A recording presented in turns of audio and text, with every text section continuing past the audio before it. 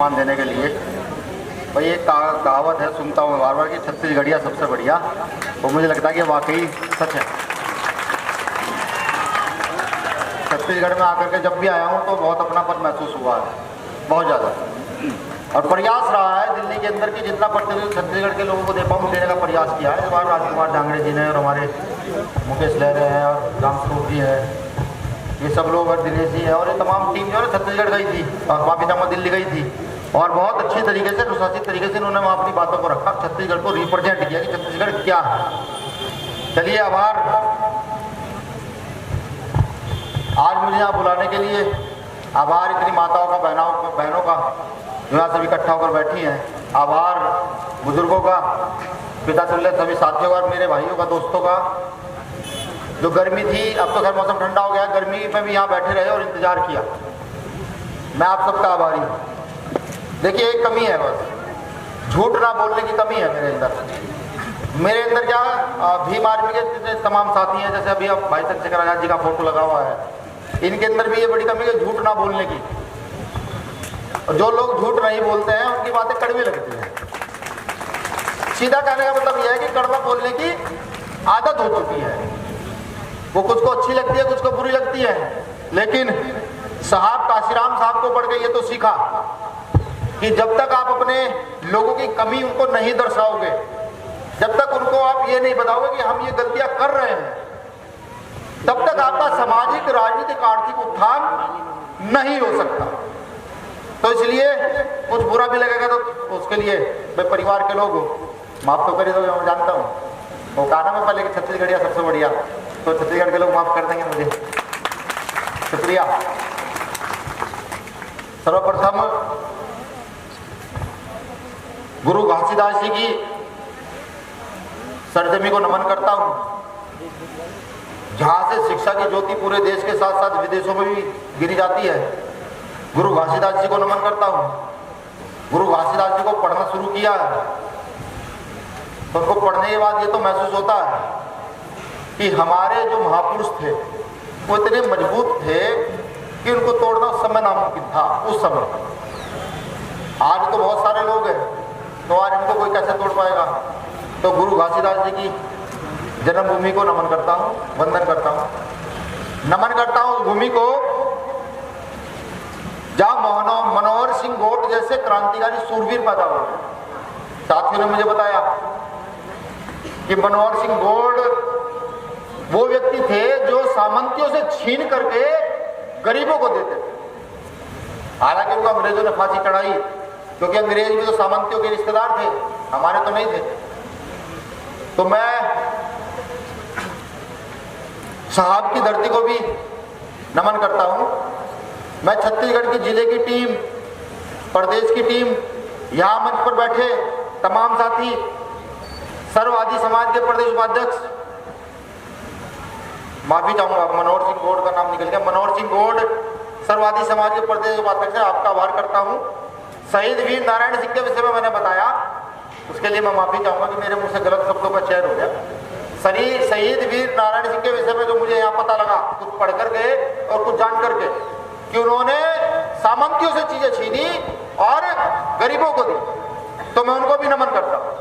नमन करता हूँ बहुजन समाज में जन्मे प्रत्येक महापुरुष को। नमन करता हूँ साहब काशीराम साहब की कर्म भूमि छत्तीसगढ़ को, जहाँ काशीराम साहब ने बहुत महत्वपूर्ण तरीके से बहुजन आंदोलन को मजबूत करने का काम किया और यहाँ से जाने के बाद उत्तर प्रदेश जैसे सूबे में सरकार बनाने का काम किया। पीछे तक मेरी आवाज क्लियर सुनाई दे रही है? चलिए शुक्रिया। बहुजन महापुरुषों के चरणों में एक साथ सबको नमन। अभी बहुत सारे साथी चीख चीख कर चिल्ला रहे थे चंद्रशेखर आजाद जी को इस देश का प्रधानमंत्री बनाया जाए। मैंने पहले ही कहा भाई सच्चे लोग सच बात करते हैं, तो ये झूठ जो है, ये झूठ बिल्कुल झूठ, ये नहीं हो सकता। ये मैं नहीं कह रहा, मैं नहीं कह रहा इस बात को, ये नहीं हो सकता, क्योंकि जिसका समाज टूटा हुआ हो, बिखरा हुआ हो, जो समाज एकजुट नहीं हो सकता हो, उस समाज के लोगों का उत्थान इतनी जल्दी नहीं हो सकता। भाई इससे पहले बहुत सारे महापुरुष रहे, काशीराम साहब तो भी के इसी सदी के खूब मेहनत किए थे ना भाई, आप लोगों के बीच में मेहनत किए थे। और ये तो वो जमीन है जहां काशीराम के साथ काम किए गए हुए लोग हैं, यहां पर काशीराम साहब ने सारे गांव सारी सड़कों में घुमा हुआ है। देखिए, टूटा फूटा समाज कभी शासक नहीं बन सकता। जानकारी मिली, अभी बता रहे थे भाई लोग कि भैया रास्ते को लेकर परेशानियां हैं, जो हमारी बस्तियां हैं, बहुत से गांव हैं जहां अभी भी रास्ते कच्चे हैं। मैं आते हुए देख रहा था कि झुग्गी झोपड़ियां पड़ी हुई हैं, सब कुछ देख रहा था। फिर एक दुख भी हो रहा था, दर्द भी हो रहा था। वो क्या, किस देश की आबादी में सबसे ज्यादा हिस्सेदारी रखने वाले लोग जनसंख्या में, भारत में जनसंख्या के आधार पर अगर देखा जाए तो शेड्यूल कास्ट, शेड्यूल ट्राइब यानी कि दलित और आदिवासी, और ऊपर से बैकवर्ड, फिर माइनॉरिटी, जिसको साहब काशीराम 85% कहते थे, बाबू जगदेव प्रसाद कुशवाहा 90% कहते थे।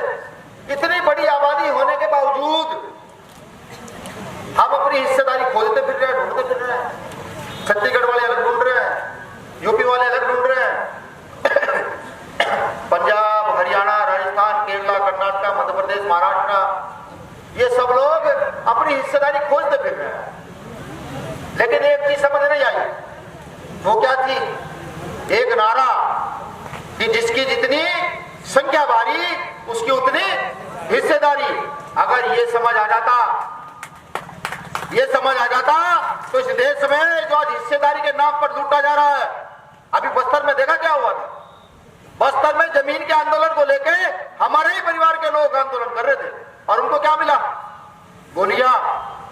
ये हमारी नासमझी के कारण मिला है गोलियां। मैं बहन सोनी सूरी से भी दिल्ली में मिला था सन 2017-18 में। जब उनके विषय में जानकारी मिली, वो समाज के उत्थान के लिए लगातार लड़ती रहती है, लेकिन प्रशासन उनके साथ वो दुर्व्यवहार करता है कि जिसको माइक से बयान नहीं किया जा सकता। सोचिए अब कहां है। तो ये जो राजवाट की बात अभी की, प्रधानमंत्री की, मुख्यमंत्री की, ये मिथ्या है, ये झूठ है, इसको नहीं करना चाहिए। हाँ, मैं एक बात जरूर कहता हूं कि अगर आप लोगों ने साथ दिया तो इस मंच पर बैठे हुए व्यक्ति हो ना, जितने लोग इस मंच पर बैठे हुए हैं, इनमें से कोई ना कोई विधायक मुख्यमंत्री बना जरूर दिया जाएगा। इतना मैं वादा करता हूं, अगर आप लोगों ने साथ दे दिया तो इसी मंच पे। और मैं लिख के देता हूं, आप इनका बैकग्राउंड भंगा लिएगा सबका। इनमें से कोई 100-200 करोड़ का मालिक नहीं होगा। हमारे प्रदेश बताते हैं कि पिताजी सब्जी लगाते हैं, और सब देख लीजिएगा, इनके परिवार सबके वही होंगे, गरीब परिवार। लेकिन एकता में बड़ा बल है, बड़ी ताकत है। मैं यहां आया हूं, प्रशासन के कान खड़े हैं, आपके मुख्यमंत्री के कान खड़े हैं कि भीम आर्मी का राष्ट्रीय अध्यक्ष आया, पता जाने क्या क्या कर जाएगा, क्या कर जाएगा। ये ताकत कहां की है भाई? जाखड़े जी तो यार थोड़ा सा मुझे लगता है कि जब तक मैं बोलूंगा तो आप साथ रहे, वरना पीछे चले जाएंगे और काम करना, माफी चाहूंगा। तो यहाँ के माननीय मुख्यमंत्री जी को भी लगता है कि भीम आर्मी का राष्ट्रीय अध्यक्ष आया है, ना जाने क्या क्या कर चला जाएगा। बिल्कुल कहूंगा कि यहाँ पर अडानी अंबानी के नाम पर जिस प्रकार से तुमने यहाँ की जंगल और जमीनों को घेर करके यहाँ के पेड़ों को काटने का तुम काम कर रहे हो, यहाँ की जो परंपरा है, जो यहाँ की संस्कृति है, उसको तुम खत्म कराने का काम कर रहे हो, तो उसके खिलाफ क्या मैं आवाज नहीं उठाऊंगा? बिल्कुल उठाऊंगा। ये मेरे लोगों की जमीन है, ये मेरे लोगों की धरती है, ये पेड़ मेरे लोगों के हैं। तुम उसको काट के अडानी अंबानी को बेच देना चाहते हो, तो भाई देखो आवाज तो उठेगी। और इस बार ऐसी आवाज नहीं उठेगी कि तुम गोली मार दोगे। हम बाप है तुम्हारे, बाबा साहब अम्बेडकर के लोग हैं। इस बार लड़ाई पूरी संवैधानिक दायरे में होगी और बताएंगे तुम्हें, चाहे तुम कांग्रेस के लोग हो, चाहे संघ के लोग हो, और चाहे बीजेपी के लोग हो, कि अगर समाज के साथ गलत करोगे तो बख्शे नहीं जाओगे, बिल्कुल नहीं बख्शे जाओगे। अभी माननीय मोदी जी चीते ढूंढते फिर रहे थे, दूसरे प्रदेश से जला रहे थे। हमने कहा भाई छत्तीसगढ़ चले जाओ, झारखंड चले जाओ, उड़ीसा चले जाओ, बब्बर शेर मिल जाएंगे जंगलों में, और ऐसे शेर मिल जाएंगे कि एक धार मारोगे ना जंगल में घुस नहीं पाओगे, ऐसे शेर मिल जाएंगे। लेकिन करें क्या? ये जो हमारी जातियां है ना, ये बड़ा दम है इस देश के अंदर। हम कितने सक्षम हो जाए, कितने मजबूत हो जाए, लेकिन जब दलित आदिवासी का नाम आ जाता है, उनकी जातियों का जब नाम आ जाता है ना, तो हमारे नाना जी कहा करते थे कि हमारी जाति को नाम के घास में जो है ना वो जल जाती है। कमजोर नहीं है, बिल्कुल कमजोर नहीं है। ये तो जातिवाद, क्षेत्रवाद और भाषावाद की राजनीति ये लोग करते हैं, जो एक मिनट में ये कहते थे कि बाहर के लोग, अंदर के लोग, इनको पहचानो, ये नासूर बन गए इस देश के लिए। इस देश की असली प्रकृति, जो परंपरा है, जो संस्कृति है, उसको इन लोगों ने खत्म कर दिया। वो लोग जो सदियों से मेहनत करते आए, ये उनको फिर उस मुकाम पर लाकर छोड़ देना चाहते हैं जो सन 1950 से पहले इस देश के अंदर थे। तो ये आप सब लोगों को समझना पड़ेगा। अगर इसको आप सब लोग नहीं समझेंगे तो समझ लीजिए ये ज्यादा कुछ नहीं होगा। अगर आप सोचते ज्यादा कुछ होगा, नहीं,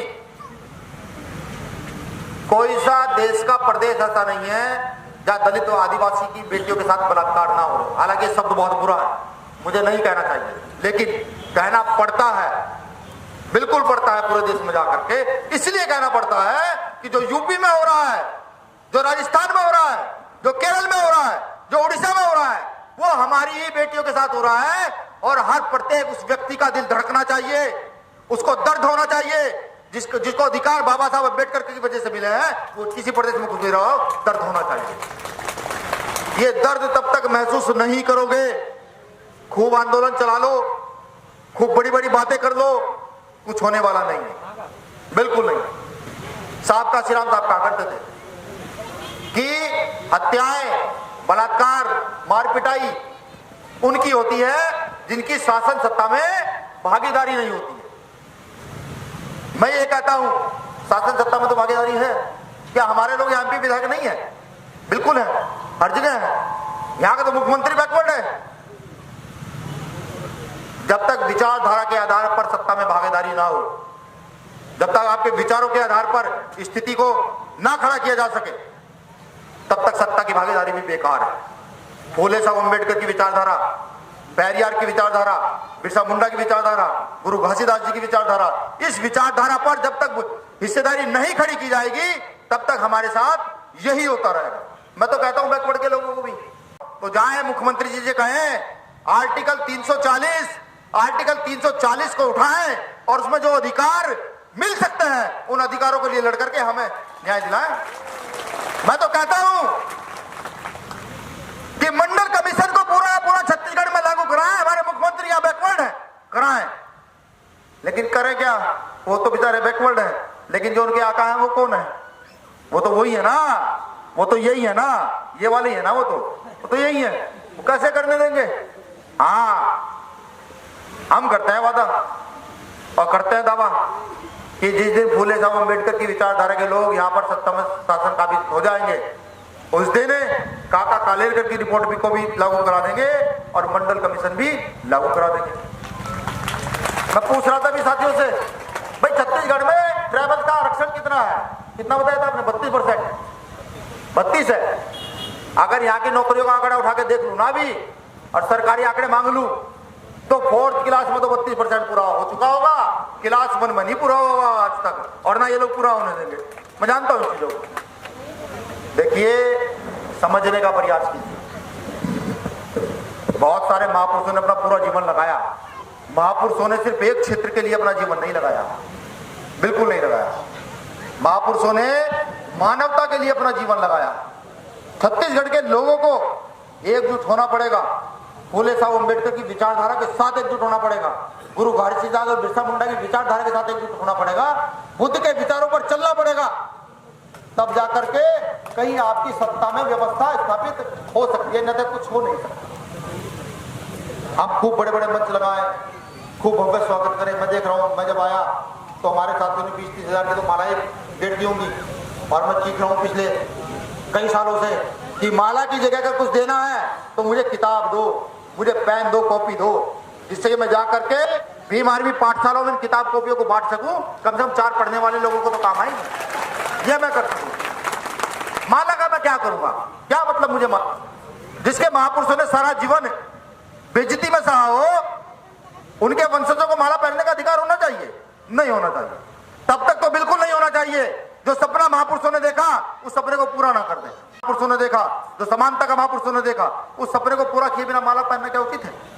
लेकिन हमारे लोग बाबा साहब अम्बेडकर से अधिकार प्राप्त करके नौकरियां, बिजनेस, व्यापार करने लगे हैं तो खूब पैसा बर्बाद करना चाहते हैं। मैं निवेदन करूंगा छत्तीसगढ़ की पूरी टीम से, जो लोग लाइव के माध्यम से सुन रहे हैं उनसे भी, कि जब कभी भाई चंद्रशेखर आजाद, विनय रतन सिंह प्रदेश अध्यक्ष या और हमारे सीनियर लीडर आए तो मालाओं का त्याग करके किताबें उनको दें, उनको कॉपी पेंसिल दे, पेन दे और उनको कहें, याद दिलाएं बार बार कि ये जिम्मेदारी है, इस जिम्मेदारी को पूरी ईमानदारी से निभाना है, ये किताब आपको इसलिए दी जा रही है, ये कहें।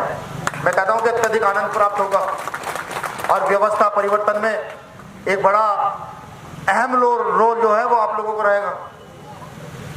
समझिए, पूरे देश के अंदर आज अगर यहाँ की सामंती व्यवस्था किसी से डरती है तो उस व्यवस्था का नाम भीम आर्मी है। क्या नाम है उस व्यवस्था का? भीम आर्मी। जब किसी बेटी की तरफ कोई देखता है तो उसके दिमाग में ये जरूर घुसता है एक बार, कहने लगा नहीं तो इस बेटी की तरफ तो गलत निगाह से देख रहा है, लेकिन भीम आर्मी के कार्यकर्ता को पता लगा तो उसके बाद क्या होगा, ये उसके दिमाग में आता है। सरकार जब तानाशाह होकर के अधिकार छीनती है तो यहां का मुख्यमंत्री हो और चाहे यूपी का मुख्यमंत्री हो, दिमाग में एक चीज जरूर घुसती होगी, कहने लगा नहीं वो बड़ी बड़ी मूछ वाले जो रावण बहुत सारे घूम रहे हैं ना इस देश के अंदर, वो तुम्हारी जिंदगी दूर करेंगे, ये जरूर सोचते होंगे। तो ये डर कायम रहना चाहिए, ये डर कायम रहना चाहिए। एक कथा याद आ रही है, झारखंड के अंदर 2 क्रांति सूरवीर थे, सिद्धू और कानू, आदिवासी थे, लगान नहीं दिया और अंग्रेजी सरकार के साथ तीर और धनुष से भिड़ गए थे। उनके पास तोप और गोलियां थी और वो तीर और धनुष से भिड़ गए थे, शहीद हो गए, पीछे कदम नहीं हटाया। तो हम तो उन सूरवीरों की औलाद हैं। कहता नहीं कहता संविधान, ये संविधान कहता है तो भाई खुद मरने से अच्छा क्या है? जो गोली से समझ सकता हो ना उसको गोली से समझाओ, और जिसको गोली से समझाना पड़े तो गोली से समझाओ, कोई फर्क नहीं पड़ता है। जीवन जो है ना एक दिन का जियो, लेकिन सम्मान का जियो, अपमान का नहीं। बहुत हो लिया अपमान, ना जाने कितनी सदियों से मेरे पूर्वज जो ना अपमान सहता है और आज भी सह रहे हैं। ये जनजागृति अभियान है यहाँ के दलित आदिवासियों के लिए, जिनकी इस देश में पूर्ण हिस्सेदारी होनी चाहिए, लेकिन उनको कुछ नहीं मिला आजादी के बाद भी। ये जनजागृति अभियान है अपने हक अधिकारों के लिए, ये जनजागृति अभियान है जो हम पर अन्याय, अत्याचार, शोषण हो रहा है उसके खिलाफ एक मजबूत आवाज करने के लिए। अब आप लोगों को सोचना है, भाई मैं तो आज आया हूँ, कल यहाँ से वापस दिल्ली चला जाऊंगा, परसों मेरा कार्यक्रम राजस्थान में होगा, परसों मध्य प्रदेश में होगा, फिर केरल में होगा, कर्नाटक में होगा, फिर 1 साल के बाद आज मैं आया हूँ, अगली बार कब आऊंगा पता नहीं, लेकिन एक ख्वाहिश जरूर मैं आपसे रखता हूँ। मैं का मतलब भीम है ये परिवार जो बिखरा हुआ है तो कुछ करना होगा। काशीराम साहब का सपना रहा, उस सपने को पूरा करना। मुझे एक चीज का जवाब दे दीजिए, क्या किसी ब्राह्मण के शंख बजाने से आपके बच्चों की उन्नति हो सकती है? नहीं। आपकी आर्थिक उन्नति हो सकती है? इन महिलाओं की उन्नति हो सकती है? क्या नहीं हो सकती ना? क्या सर्वजन बन जाने से वो जो टैग कई हजार साल का शूद्र का, छूत का, दलित का, आदिवासी का मुझ पर लगा हुआ है, सर्वजन बन जाने से मैं स्वर्ण बन जाता हूं क्या? ये दर्द है उन महापुरुषों को बढ़कर ये दर्द पैदा हुआ है जिन्होंने अपना पूरा जीवन यहाँ की जाति के उत्थान के लिए लगाया, जो जातियां सदियों से शोषित पीड़ित रही। दर्द है। मुझे एक पत्रकार ने बात पूछ लिया कि भैया जातिवाद करते हो? मैं कहा हाँ भाई करते हैं।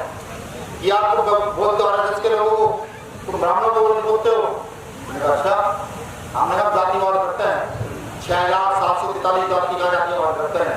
हम 3 स्पेशल जातियों को जातिवाद नहीं करते, हम 6,743 जातियों को इकट्ठा करने के लिए जातिवाद करते हैं, वो इकट्ठा हो। तो यही मैं आपसे कहता हूं कि 100 दिन का जीवन जीना बेकार है, 10 दिन का जियो, सम्मान का जियो। आंदोलन में कल कुछ हो जाता है तो ये देश याद रखेगा। और ये भीम आर्मी है, ये भूलने नहीं देती। अगर कोई ये सोचता हो कि भीम आर्मी भूलने देते ना, ये अपने साथियों की गई हुई शहादत को भूलने नहीं देती। जो 2 अप्रैल में साथी शहीद हुए थे, याद है ना तेरे लोग? हमारे परिवार के लोग थे ना, क्षेत्र लगता भाषा लगती थे तो परिवार के लोग। उन 13 लोगों को खूब लोग भूलने की कोशिश करें, लेकिन हम नहीं भूलने देते, बिल्कुल नहीं भूलने देते। बार बार बताते हैं कि जिस दिन ताकतवर होंगे उस दिन उन 13 लोगों की प्रतिमाएं मेज चौराहों पर लगी होगी, जिनको क्रांतिवीर लिखा जाएगा। बार बार बताते हैं। और दुश्मनों को भी नहीं भूलने देते, उन्हें भी भूलने बिल्कुल नहीं देते हैं। उन्हें भी कहते हैं कि हमारे याद है कि जब तुम हमें सड़क पर चलने नहीं देते थे, पानी नहीं पीने देते, तो वो हमारे याद है, उनको भी भूलने नहीं देते। और ये भी लिख लीजिए, ये भी तो मेरी नई जनरेशन है, मैंने लिख लिया अपनी कॉपी में कि मेरे जिंदा रहते सम्मान मिले ना मिले, लेकिन मेरे मरने के बाद जो अगली वाली जनरेशन आने वाली है ना, वो इस देश पर राज करके जाएगी, झंडा पर पकड़ करके जाएगी। मैंने लिख लिया। तो यही अब आपको भी लिखना और समझाना है। समझाना क्या है? ये नहीं समझाना कि आप सिर्फ शहर से एक गांव, घर से दूसरे घर चले जाओ, कौन जो मेडिकल मूवमेंट चलाएंगे, नहीं। जो गांव में बैठे हुए लोग हैं, जिनका न्याय अत्याचार शोषण होता है, जिनकी कोई एक मुकदमा दर्ज नहीं होने देता, जिन बहनों के साथ गलत हो जाता है, वो सन के हमारे अपना मुंह नहीं दिखा पाती, उन गांव में जाकर के इस भीम आर्मी के अलग को जमा दीजिए। वहां पर 2 लोग भीम आर्मी के खड़े कर दीजिए। मैं लिख कर देता हूं कि अब राजस्थान जैसा राज्य जहां भरपूर संख्या में शोषण हम लोगों पर होता था, मध्य प्रदेश में होता था, वहां लोगों के दिमाग में एक बात आ गई है कि दलितों और आदिवासियों पर अत्याचार करोगे तो भीम आर्मी के लोग कई लाख की संख्या में आते हैं। और लिख कर देता हूं, ये तो छत्तीसगढ़ है, ये छत्तीसगढ़ है। अगर 6 महीने काम नहीं छेड़ना, इन्हें नहीं छेड़ना, ये कब इकट्ठा होकर बाहर करते कुछ नहीं पता। कड़वे बोलते हैं, सीधा इसलिए बोलते हैं क्योंकि पता है जीवन इतना सा कम जीवन है, लंबा नहीं है, पर लंबा जीना भी नहीं है, जीने की भी इच्छा लंबी नहीं है, लेकिन वो जो इतना सा जीवन है ना, वो ऐसा क्रांतिकारी होना चाहिए कि जो व्यक्ति सुने और जो पढ़े उसके शरीर के रोंगटे खड़े हो जाए, अन्याय के खिलाफ रोंगटे खड़े हो जाए। इसलिए वो थोड़ा सा जीवन है, वही जीना। मैं निवेदन करता हूं छत्तीसगढ़ के लोगों से कि सामाजिक शक्ति को मजबूत कीजिए, अपनी राजनीतिक ताकत पहचानिए। एक चीज और इस बीच याद आ गई, जब आप सामाजिक उत्थान के लिए निकलता है ना, तो समाज के लोग ये कहते हैं भाई राजनीति का होता करेगा क्या? अगर ब्राह्मण के शंख बजाने से आपका काम हो सकता तो मैं भी चलने के लिए तैयार हूं, सर्जन बन जाने से काम हो सकता तो मैं भी चलने के लिए तैयार हूं। अगर नहीं होता तो बहुजन हिताय और बहुजन सुखाय भीम आर्मी का नारा है, भीम आर्मी का काम है। जब तक बहुजनों की हिस्सेदारी सुनिश्चित नहीं हो जाती, जब तक समाज का कोई काम हमारे पास नहीं, किसी भी कीमत पर। तो कमर कस लीजिए छत्तीसगढ़ के लोग, क्योंकि मेरा मानना है कि अगर उत्तर प्रदेश के बाद में कहीं सबसे ज्यादा मिशन के लोगों को मानता हूं तो छत्तीसगढ़ में मानता हूं कि सबसे ज्यादा मिशन के लोग छत्तीसगढ़ में निवास करते हैं, छत्तीसगढ़ में रहते हैं। ये मेरा मानना है। लेकिन सामाजिक आंदोलन मजबूत कीजिए, अपनी राजनीतिक ताकत पहचान करके नई लीडरशिप छत्तीसगढ़ में खड़ी कर दीजिए। एक साइन से हजारों वैकेंसियां निकल जाती है, एक साइन से लाखों लोग जिनके पास जमीनें जो बेघर है उनको जमीन दे दी जाती है। अपनी राजनीतिक ताकत को पहचानने का काम कीजिए। बहुत हो चुका, ये हमारा सेवा भाव बहुत हो चुका, अब नहीं। अब तो राज भाव मन में लाइए, राज करने के विषय में सोचिए कि अब राज कैसे किया जाएगा। वो राज चाहे तो छत्तीसगढ़ का व्यक्ति करे, वो चाहे उत्तर प्रदेश का करे, वो चाहे बिहार हरियाणा राजस्थान का करे, वो चाहे केरल कर्नाटक का करे, लेकिन अपने दिमाग में एक चीज सेट कर दीजिए, नहीं अब चलना है तो सिर्फ राज की ओर मजबूती से करना है।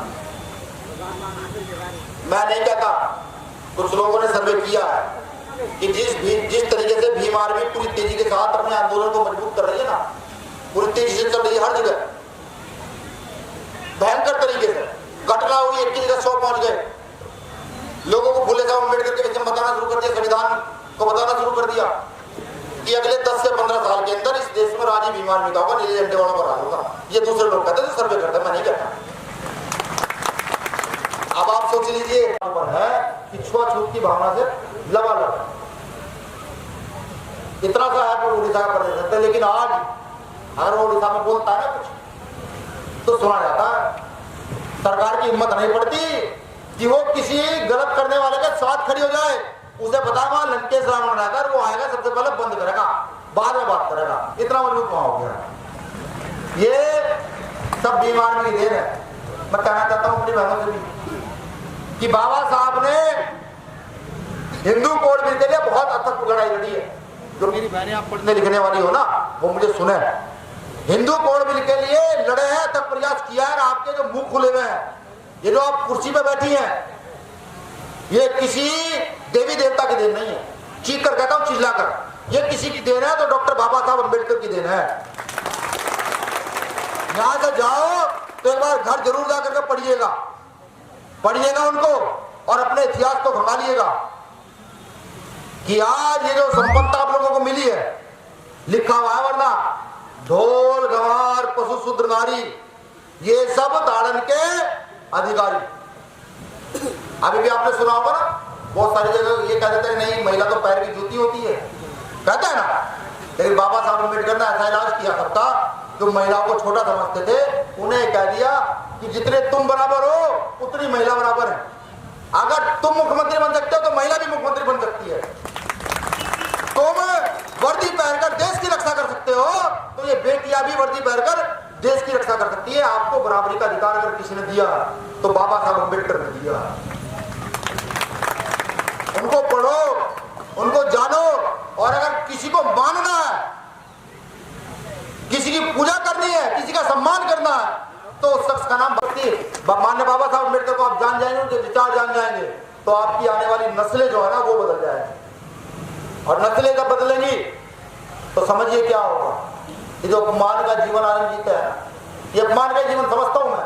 आप ये सम्मान समझते हो, मैं अपमान का जीवन समझता हूं कि एक तरफ तो बड़ी बड़ी बिल्डिंगें खड़ी हैं, बड़ी बड़ी गाड़ियां खड़ी हैं, और एक तरफ हमारा व्यक्ति जंगल में रोटी तक के लिए तरफ रहा। ये अपमान ही है अभी, ठीक है। इसको सम्मान में अगर बदलना है तो बाबा साहब अम्बेडकर को पढ़ो, उनके द्वारा दिए बड़ा तांडव। इस देश का रेलवे बेच दिया, BSNL बेच दिया, सब कुछ बेच दिया।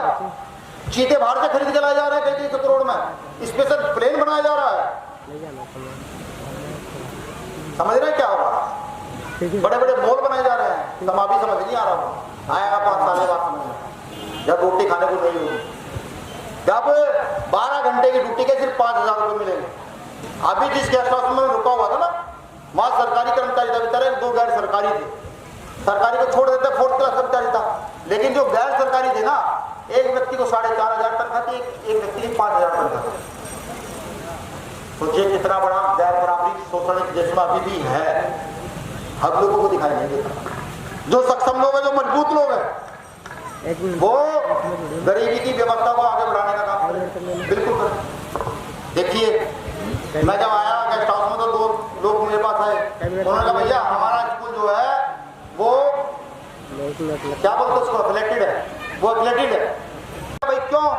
कि भैया तो कॉन्वेंट स्कूल खुलवाए जा रहे हैं, दूसरा कि हम शेड्यूल कास्ट के लोग, और ये मैं जब वो अडानी अंबानी के नाम चढ़ेगी तो वहीं वेयर हाउस खुलवाए जाएंगे। और ये जो किसानों का भूमि अधिग्रहण बिल अभी चल रहा था पीछे, जानते हैं, दिल्ली में पूरा आंदोलन रहा, फिर उस किसानों का इलाज किया जाएगा। लेकिन हम ना समझ लोग, हम नहीं समझ पा रहे। ये जो लोग आज भक्ति करते घूम रहे हैं, जो ये कहते घूम रहे हैं कहने का नहीं कि धर्म सर्वोपरि है, नहीं, इंसान सर्वोपरि है। इंसान ने धर्म को बनाया है, धर्म ने इंसान नहीं बनाया। इंसान ना होते तो धर्म का कोई मतलब नहीं है। आप जानवरों में जाएं, खूब धर्म सिखाए जानवरों को, वो सीख जाएंगे क्या? बताइए, सीख जाएंगे क्या? नहीं सीख पाएंगे। हम बुद्धिमान लोग हैं ना, हमारे यहाँ बुद्धि है, तभी तो हिंदू मुस्लिम सिख ईसाई बहुत पार्टी के उसमें लड़ते हैं। उसी कारण जातिवाद है। तो अपने विचारों को उन्नत कीजिए, अपने सिद्धांतों को मजबूत कीजिए, सिद्धांतों को मजबूत करके आने वाली पीढ़ी को तैयार कीजिए इस लड़ाई के लिए, जो लड़ाई बहुत महत्वपूर्ण है। नहीं तैयार करेंगे तो समझ लीजिए नस्लें विकलांग होंगी। विकलांग समझते हैं, इससे विकलांग, इससे एजुकेशन का आगे मेरा भाई देखो, वो यूपी का हो या दिल्ली का हो, बाबा साहब को मानने वाला था, गुरु घसीदास जी को मानने वाला था। हमारा तो बालक है, जो तक आगे दिखा दीजिए, छुट्टी काम हो जाएगा। मुझे पूरी उम्मीद है कि मेरे कहे गए शब्दों पर छत्तीसगढ़ वासी विचार करेंगे और सामाजिक आंदोलन के साथ साथ राजनीतिक आंदोलन को मजबूत करेंगे और आगे की ओर बढ़ने का काम करेंगे। भीम आर्मी के कंधे मजबूत करेंगे। अभी हमारे साथ भीम आर्मी के लोग कहते हैं भैया कार्यक्रम तो करा लेते हैं, बड़ी परेशानी हो जाती है। हमने इनको कहा कि पहले गांव गांव जाओ, अपनी विचारधारा सभी को समझाओ कि कर क्या रहे हैं, करना क्या है। तो मैं लिख कर देता हूँ, किसी चीज की कोई परेशानी होगी तो छत्तीसगढ़ है। हम तो चावल मांगकर, दाल मांगकर कार्यक्रम क्या करते थे। जब कार्यक्रम करते थे पहले छत्तीसगढ़ राज्य और हम तो गांव से चावल और दाल मंगवा लिया करते थे और उनको बना दिया करते थे, भाई आओ खाओ और जाओ। तो ये तो छत्तीसगढ़ तो बहुत आसान है इस काम को करना। जब भी कार्यक्रम हो तो कार्यकर्ताओं को आदेश करो कि गांव गांव जाओ, दाल चावल मांग कर लाओ, सामूहिक तौर पर बनाओ और खाओ, सब लोग इकट्ठा होकर खाओ, एक प्रेम भाव बढ़े। शुक्रिया, आप लोगों ने मुझे सुना। चंद लाइनों से अपनी बात खत्म कर दूंगा। रास्ता हो जाएगा, गौर से सुनिएगा साथियों। महलों से खंडरों का वास्ता हो जाएगा, हमसे जो उलझेगा फना हो जाएगा। साथियों, महलों से खंडरों का वास्ता हो जाएगा, हमसे जो उलझेगा फना हो जाएगा। हम जानते हैं हुनर अपना, हम जानते हैं हुनर अपना। जिस ओर बाहर निकलेंगे उस ओर रास्ता हो जाएगा, उस ओर रास्ता हो जाएगा। शुक्रिया, धन्यवाद, जय भीम।